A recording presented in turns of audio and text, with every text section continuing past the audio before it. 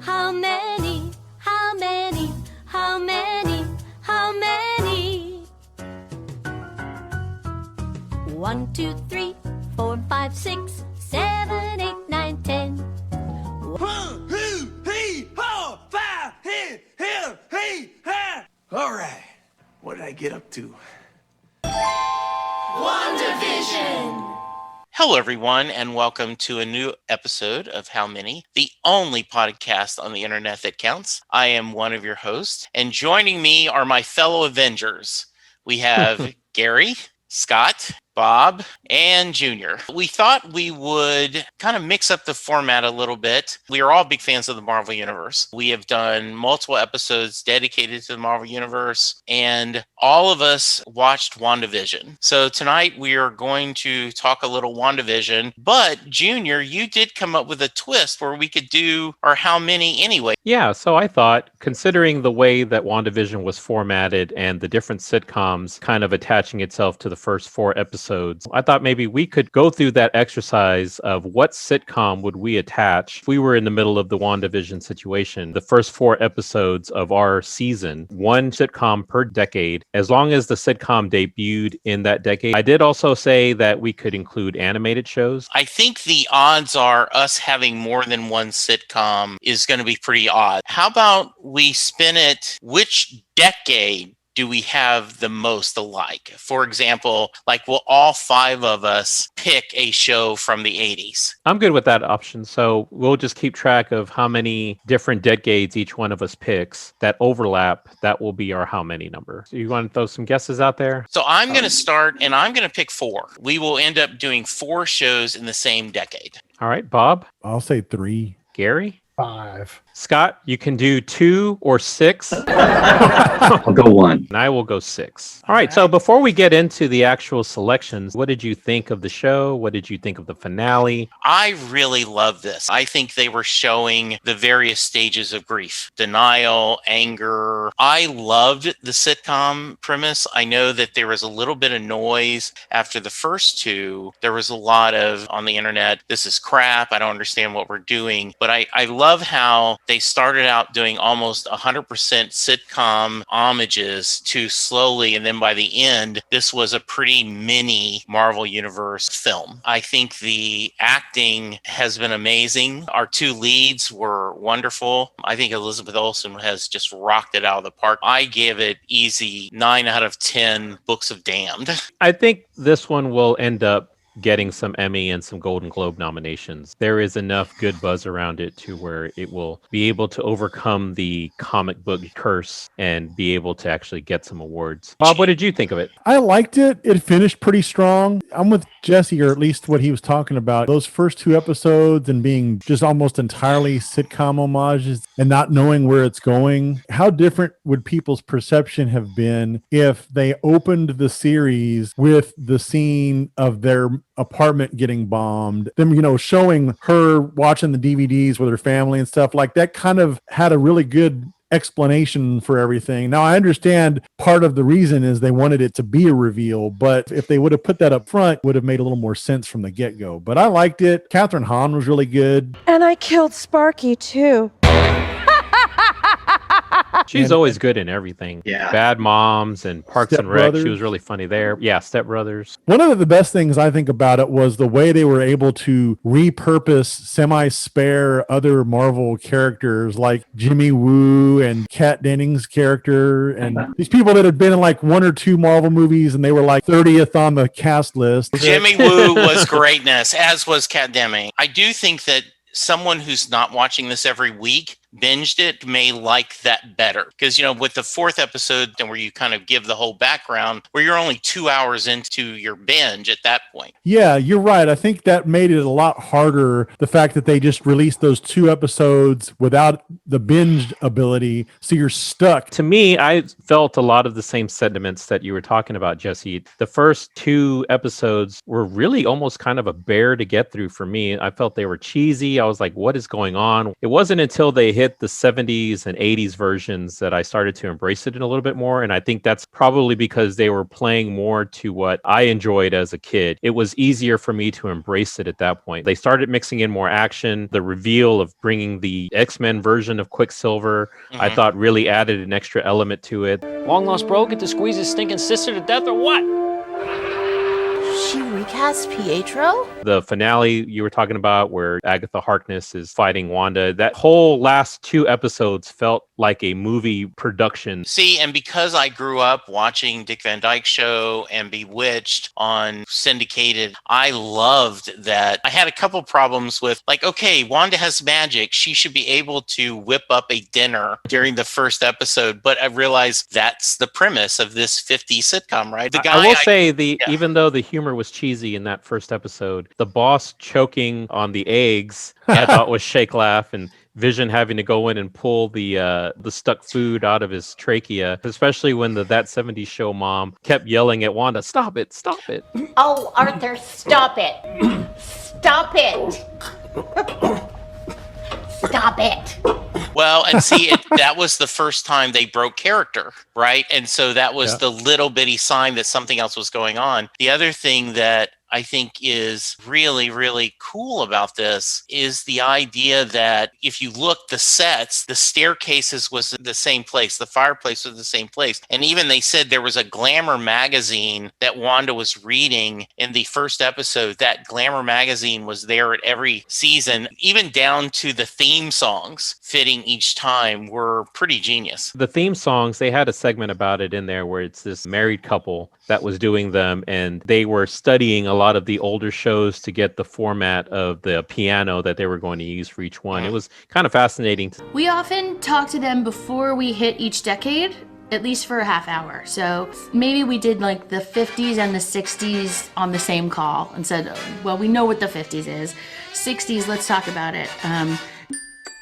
All agreed that Bewitched in particular was a big thing. But we also looked at like the James Bond movies. We looked at Burt Bacharach. We looked at, what was going on in the pop culture of that time. The other thing about that behind the scenes that was interesting was the guy who directed all the episodes had been a child actor on 80s sitcoms. So he was very honed in on the whole sitcom angle of it. And they actually had live studio audience that they brought in when they recorded those to really authenticate the sitcom environment. What I didn't know, that director had directed 4 or 5 episodes of Psych that were all parodies of TV shows. So this was right in his wheelhouse. Gary, we haven't given you a chance to talk. Yeah, 5 minutes left in the show, Gary.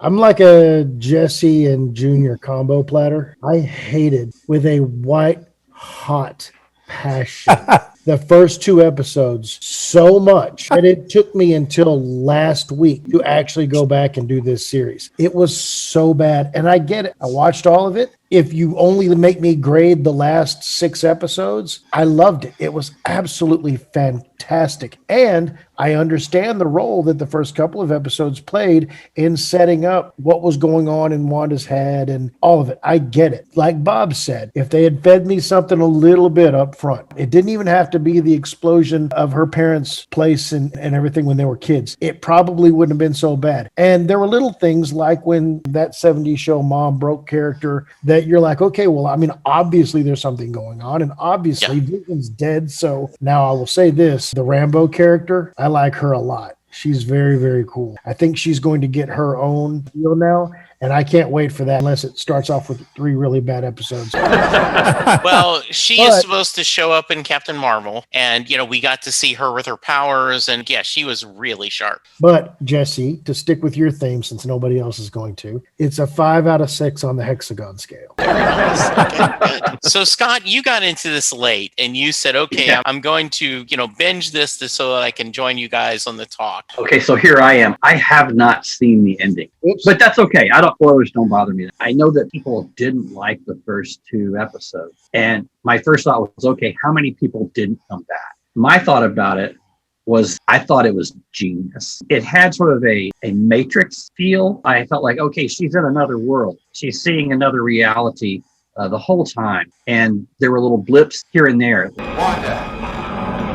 Who's doing this to you, Wanda? I did get that it was probably something like it was stages of grief, because I was confused at the beginning. It's like, wait a minute, isn't he dead? So I was confused, but then I started thinking, okay, they're trying to tell me something here. I'm glad that my creative people are swinging for the fences.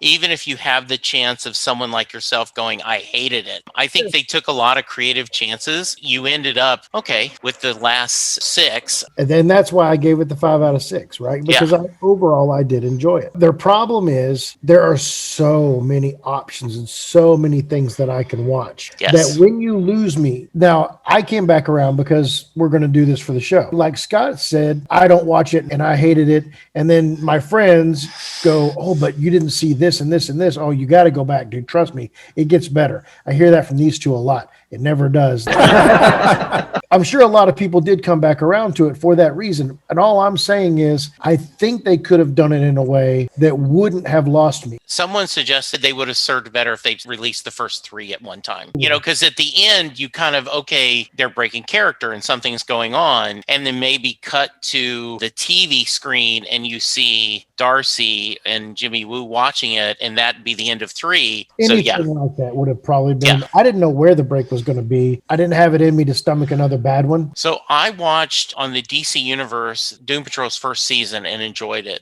And when I watched the first episode of the second season, I liked no characters, and I never finished the second season. I'm like, I just don't care. There's too many other things for me to watch if I can't find someone to cheer for. Being a sitcom watcher for years, the episodes that I always hated the most was when they would do a parody of a different show. And let's get out the photo album and look at photos and relive things from the past episodes. That's the worst that you can do. And I think sometimes in movies or in TV shows, I think of Firefly, for instance, is that sometimes you have to have the buildup. It doesn't always start with a bang, and when you think of Firefly, how the network, they didn't like the first episode. And they said, no, we're going to start with the third episode because the third episode starts with a bang. I enjoyed it, and I'm interested to see how it ends. One of the nice things I thought is Emma Caulfield, who was Anya on Buffy the Vampire Slayer, they cast her specifically as a red herring. And then the other big controversy, right? The lead actor, Paul Bettany. Yeah, Paul Bettany. He had said, oh man, we had such a guest star that I've always wanted to act with. Always wanted to work with him. Yeah, and it turned, he was joking. But,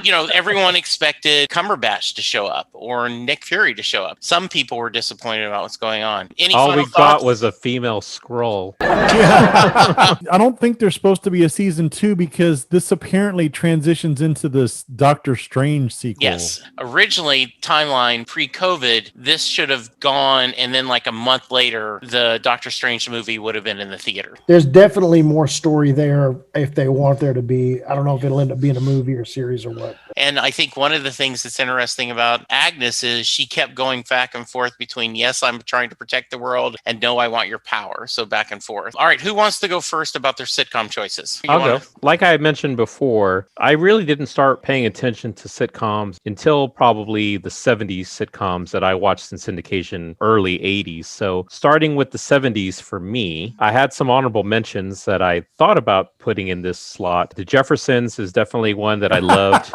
Vision do the George Jefferson. Yeah, it would have been awesome to see Vision with the George Jefferson, Sherman Hemsley haircut strutting into his house. Yes. I also thought about Sanford and Son. Maybe Vision could have been coming to join you. Oh. You hear that, Elizabeth? I'm coming to join you, honey. Oh. Love Sanford and Son growing up, but the sitcom I went with was The Greatness of Good Times.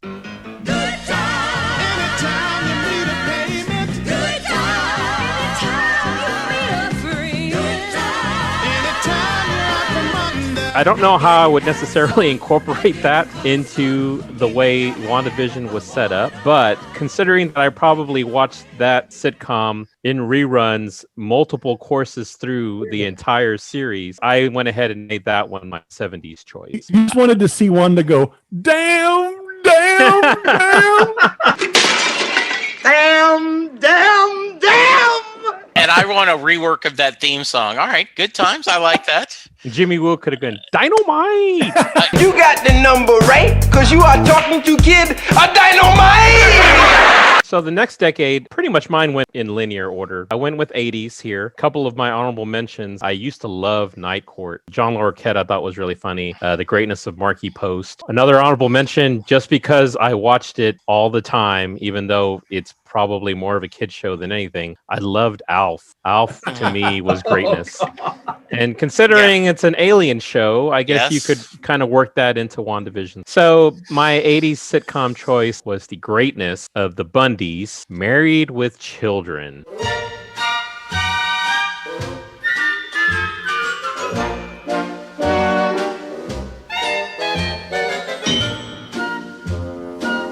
Such greatness. So I could not take Al Bundy and Peg Bundy and and the greatness of Grandmaster B off of my list. You envision with his hand down his pants. Yeah, at the shoe store with the no ma'am sign. So that's my 80s pick. For 90s, now it's weird when I think of 90s, all of my selections in my head were all animated. I think that was the boom of the animated sitcom, and that's why I kind of pushed for animated shows to be included. So my honorable mentions here, King of the Hill. Obviously, Texas humor really appeals to me, but I don't know how we would have worked that in. Maybe Wanda could have been Suge, and Vision could have been Dale Gribble coming in with a Boogabago. Jimmy Redcorn. Another honorable mention, obviously, everybody knows I'm a Seth MacFarlane fanboy, so obviously Family Guy needed to work its way in here. I guess Stewie and Brian could have been WandaVision. Why do you keep straying away from just the mother and the father in the shows being Wanda and Vision? I'm thinking outside the box here. And my 90s pick is going to be way outside the box. Another animated show. And I guess Beavis could have been Wanda and Butthead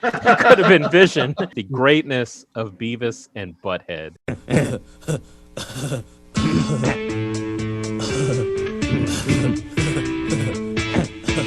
I guess Jimmy Woo could have been Stuart, and Daria could have been Marcy. Daria Marcy. You said Hex. For the 2000s. Agnes would have been Mr. Anderson. Yeah, Mr. Anderson. For 2000s, my honorable mentions here. I thought about It's Always Sunny in Philadelphia. That's more of an ensemble cast, but I'm sure we could have worked a way for Wanda and Vision to be a part of that. I also thought about The Office. The Office was actually, I think, part of their 2000s compilation that they were trying to put together. All of the, talking to a cameraman, and that ended up being funny later when we find out that, spoiler alert, Agatha was the cameraman. I can't fix it. Do you think maybe this is what you deserve? What? You're not supposed to talk. But the one I went with, and I don't even know how this would work into the WandaVision premise, The Greatness of Curb Your Enthusiasm.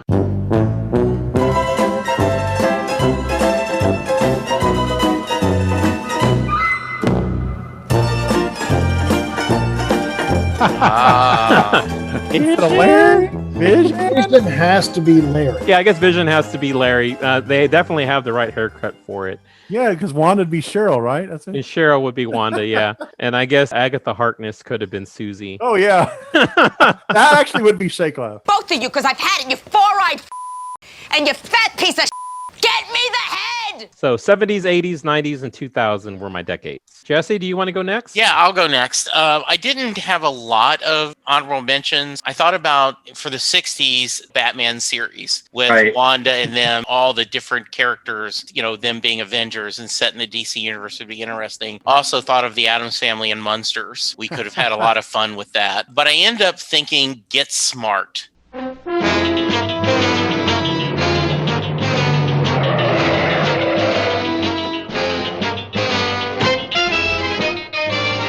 Would be great because it was the spoof of all the James Bond films and all the spies. You've got the great Maxwell Smart and Agent 99. That could have been Wanda and the Vision. I think they could have had a lot of fun with that. So yeah, that's a good one. Then the 70s, this would be a stretch too, but the greatness of Barney Miller.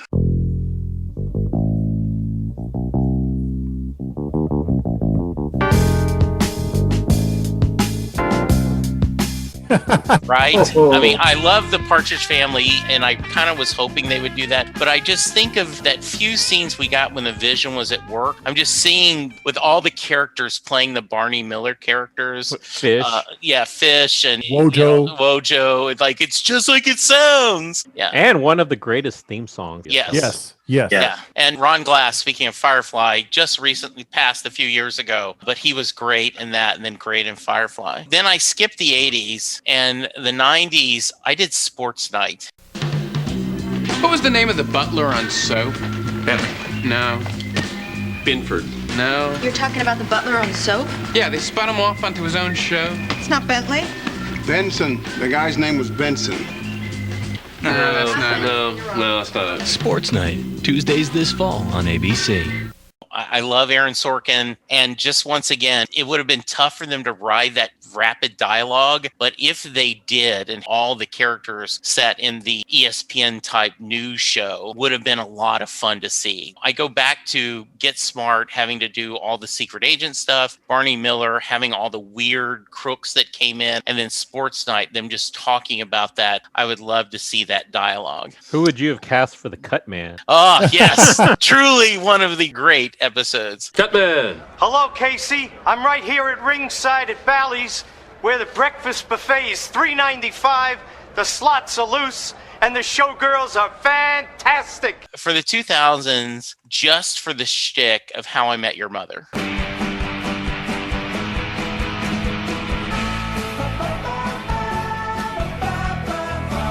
That is a sitcom I loved. I hated the ending, like a lot of people did. They executed the ending poorly. But all the shtick, the slap belts, and every time they're talking about smoking pot, they talk about eating a Severine sandwich, and just all the different things that they did. Major General. It's been a major pleasure. Major pleasure. So I think those would be a 4. If I was in the writer room, I could have a lot of fun writing those episodes. That would have been a fun one to have fake Pietro as Barney. Suit up. Okay, meet me at the bar in 15 minutes and suit up. So those are my picks. All right, Bob. The ones I'm going to pick, I'll do 50s, because to me, I Love Lucy was so obvious.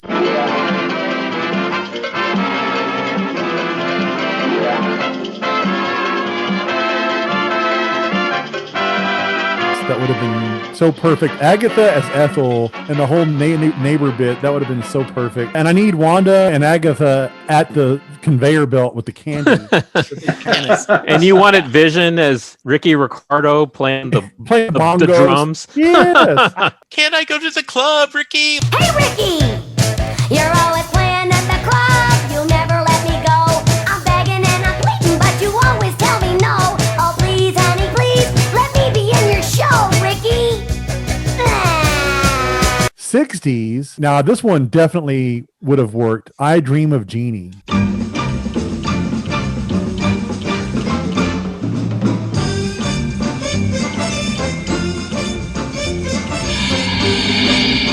Have her be Jeannie and him be Major Nelson. Yes. That would have been awesome. I love that one. Now, I did feel like the 60s version was kind of a mix of I Dream of Jeannie and Bewitched. Like it was kind of the same. I see what Bob's saying because I thought about the same thing. It's not always a direct reference. So they used theme elements from I Dream of Jeannie. That was one of the things that they used. However, he wants to literally see Vision as Nelson. Yeah, Yes. the roles.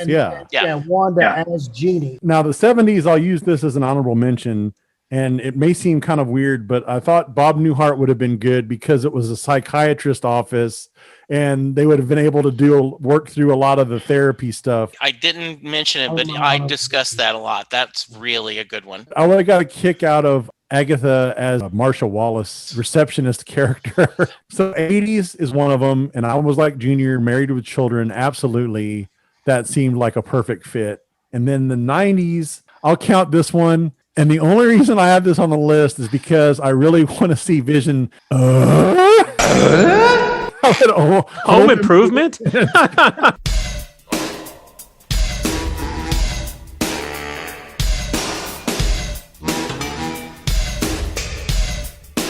Agatha could have been Wilson, like looking over the fence. Agatha could be the girl that's at the TV show. The Tool-Time Girl. Yeah, the the Tool-Time the Girl. Yeah. Yes. So I guess I've got 4 between 50s, 60s, 80s, and 90s, but the other 2 I did for honorable mention. For the 2000s, I did Arrested Development. I thought about Arrested Development. If I had more honorable mentions, that probably would have been on there.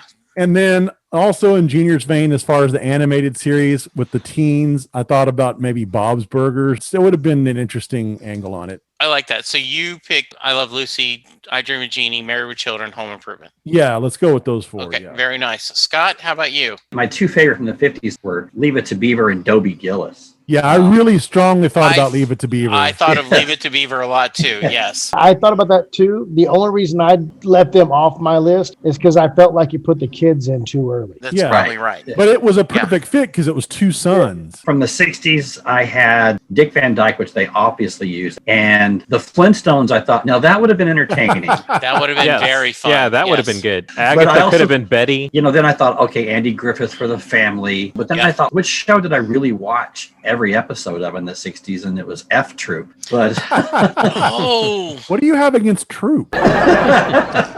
for me, what would have been awesome would be Gilligan's Island. Just sit right back and you'll hear a tale of a fateful trip that started from this tropic port aboard this tiny ship. I thought of that, and that is, I'm so glad you picked that. Yes. That would have been greatness. Now, for Gilligan's Island, would Wanda have been Ginger or Mary Ann? That's the question, isn't it? Or would they have done, she would have been the skipper and Vision would have been Gilligan? Or Mr. and Mrs. Howell? Oh, yes. So from the 70s, obviously the Brady Bunch, probably my favorite show from the 70s. I also threw out Partridge Family because we always watched Brady Bunch. Partridge Family was the 1-2 punch on Friday night. And I threw out also the Bob Newhart show. That show was genius writing from beginning to end. I remember Emily is talking to him like, you're watching football again? He goes, yeah, it's called Monday Night Football. It's going to be on every Monday night. I'd have to pick, though, my show for the 70s would be the Brady Bunch. Here's the story of a lovely lady who was bringing up 3 very lovely girls.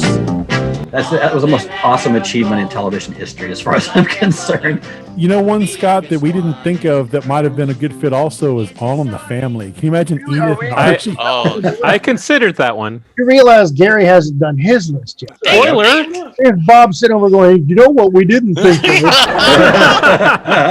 My 80s pick, this was my lock. And then I went back and I was looking at the rules, and he said it had to start in the decade. And this show, it didn't start in that decade, but it had its biggest run then, was WKRP in Cincinnati. So I went with Married with Children because I did not watch sitcoms. Everybody's on the same Married with Children wavelength. Wow. Okay. WKRP, very similar to Barney Miller in that office environment. Yes.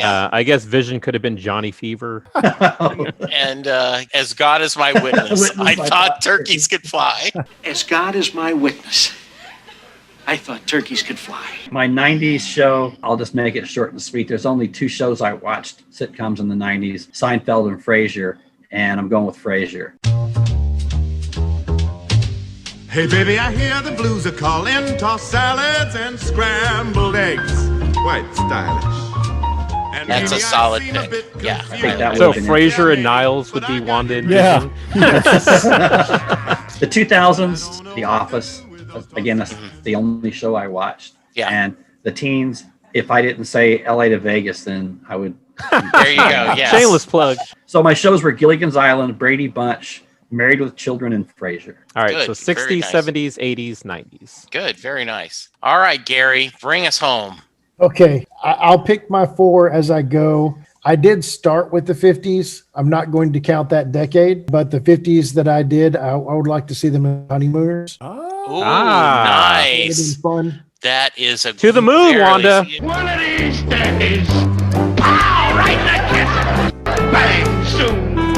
I'm going to the moon. That's a That I great thought would be pick. really funny is him telling her to the moon because he's Vision. And Yes, exactly. I also thought about Ozzie and Harriet and George Burns and Grace Allen. Yes. Also in that time era. Oh, they would have been really good with them. Him being George Burns. Yeah, Vision I like all that. cigaring it up. Yeah, exactly. Now, in the 60s, I had the Addams Family and the Monsters like Jesse, so I thought those were funny. But 50s and 60s are not my decade, so I'm going to leave those out. Those are my honorable mentions. Okay. For the 70s, I had as my show that I picked was Happy Days. Sunday, Monday, happy days. Tuesday, Wednesday, happy days. Thursday, Friday, happy days. The weekend comes, my cycle hums. Ah, perfect. Solid. So I thought that would be fun. They could be Mr. and Mrs. Cunningham. There are a lot of extra characters you can play with there. Pietro would be Fonzie. Yeah. Lots of good stuff there. Plus, they had the kids, a boy and a girl, Yeah. but creative license if you want. I'm a little disappointed that we came out of the 70s and Bob didn't suggest the Bob Crane show. and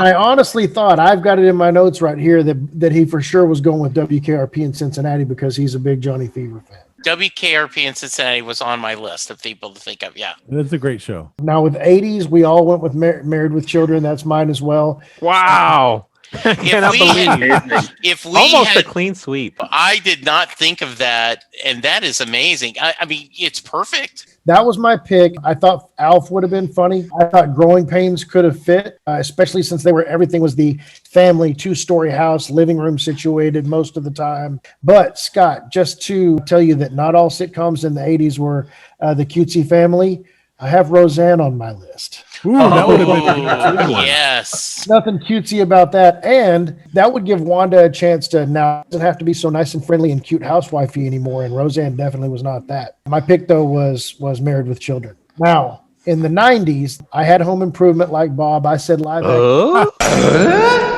action King of the Hill would have been funny. Live action Family Guy would have been funny. Third Rock from the Sun would have been a lot of fun. Oh, yes. Good Yeah. choice. Almost on my list. The one that I actually would have picked for the 90s was King of Queens. My eyes are getting weary. My back is getting tight. I'm sitting here in traffic on the Queensboro Bridge tonight. Oh, good. Yeah. Simple, married couple, living in a house, a lot of central stuff in the, neighbors popping in and out. So that one kind of fit. In the 10s, the Goldbergs. I'm twisted up inside, but nonetheless I feel the need to say. Oh, there you go. Very nice. So Goldbergs was in 2013. I thought that was a lot of fun, and they could have had a lot of fun with that. I love the characters. Wanda as the Jewish mother would have been really, really funny. Vision in his underwear on the chair all the time. For the entire episode. And then one that nobody spoke about, and this would have been, I think, in 2010, so it would have fallen into the same as the Goldbergs, is Raising Hope. And I don't know how many of you saw Raising Hope. Oh, yeah. Yeah, I used to see that. Raising Hope is really funny, and the parents are so wheels off. Cloris Leachman, right? Yeah, she was in that. Now, here's one, though, just a little bit of trivia to wrap mine up. In 2001, there was a very short-lived TV series called Raising Dad. There was a widowed father raising 2 daughters, and the daughters were Kat Dennings and Brie Larson. Oh, wow. How funny. Tie-ins. Yeah, very nice. I thought it would have been funny interesting. if WandaVision had a Two Broke Girls parody built into their sitcom setup. Or Fresh Off the Boat. Isn't that where Jimmy Woo. So 70s, 80s, 90s, and 10s. So if I add all these up, 3 of us picked something from the 60s, 4 of us picked something from the 70s, 4 of us picked something from the 80s, 5 of us picked something from the 90s, and 2 of us picked something from the 2000s, which gives us a grand total of 5 overlaps, which means Gary has won the Showcase Showdown, hitting the number on the head. 5 total overlap. Because there was a huge range for us to pick from. Yeah. I'm really kind of depressed that nobody picked Faulty Towers for the 70s. Yeah. Too British. Oh, that would fit in with Paul Bettany just perfect. Gary, when you mentioned if you had said right from the beginning, hey, we're just doing this for fun. We're just going to play with the sitcom format and we're going to do different years, then you would know what you're getting into and you would just, okay, let me enjoy this or not. That wasn't the story they told, but I do think we've given a lot of ideas that could have been really fun to see. You gotta wonder how much they left on the floor, how much, I wouldn't say left on the floor, how many ideas they came up with and went, I've got 10 great ideas, we can only use 2. They could have really taken like one episode for her to be all glitched up and for them to rapid fire like about around. 10 different versions. Well, I'll tell you one what, episode. though, it wouldn't take much for the folks from Funny or Die to throw together some parodies over there. They're 5 or 6 minutes each to do this. Would be very funny. Yeah, that's a great idea. They'd get a lot of views too. I did watch a couple of videos like Gary about the show, and I did see where there actually was a 10th episode. What they ended up doing is they cut pieces of that extra episode and incorporated it into some of the other episodes to kind of bolster it up. The big thing that they really cut, they filmed a very significant sequence that they ended up cutting the whole thing. But it was, remember when Pietro, whatever you want to call him, they were looking down into the basement and you see the purple vines. Oh, yeah. Supposedly at that point, the kids were down there, the book was down there, and the rabbit was down there. And the rabbit had some significance that a lot of people were trying to draw to it. They shot an entire sequence of them going down in there, snooping around, trying to get the book, having to fight the rabbit because the rabbit like turns into something else. Like a demon. And they shot an entire sequence of all of that. And then the guy said it took away too much from the Wanda fighting, and they decided to cut the whole thing. One of the other things that we didn't talk about, but I love the way the Vision and the Vision ended up talking. Was that Bob? Is there a theme song that might go with that? Oh, like Patty Duke? But they're cousins. Yeah. Identical cousins. But they're cousins. Identical cousins. So yeah, I think this has been a great addition to the Marvel Universe. And once again, they ended up tying everything together. I hope we see Jimmy Woo again. You know, from considering when he was just this small guy in Ant-Man, and he ended up showing like he has his card trick now. He was able to pick his handcuff, pizzazz, or whatever the magic word was. That was good. Flourish. Scott, if someone wants to hear from you. Scott_Matula on the Twitter. And hey, Bob, don't you do a couple other podcasts? Do you want to give a quick plug? No, they're all canceled. Okay. Very nice. No, I'm just kidding. Yeah, I've got Ben and Scoop and Plausible Deniability. Give that a shot. It's at Pause Deny. And mine is at Lukewarm Tallboy. Gary? At Travel_Cowboy on Twitter. And you will always get the latest news and thoughts on the Cowboys from Gary. I am at Jesse Jackson DFW. If someone wants to give us feedback, Junior, how can they? You can reach out to us at How Many Podcasts on Twitter. Reach out to us on the YouTube channel like somebody just did. Thank you to Neil Tank Riggins for taking the time to give us his opinions on breakfast cereals. We have a Facebook page. You can reach me directly at Metzkin_Jr. also. For now, please remember to social distance. Remember to wash your hands. Thank you, guys. We'll talk to you soon.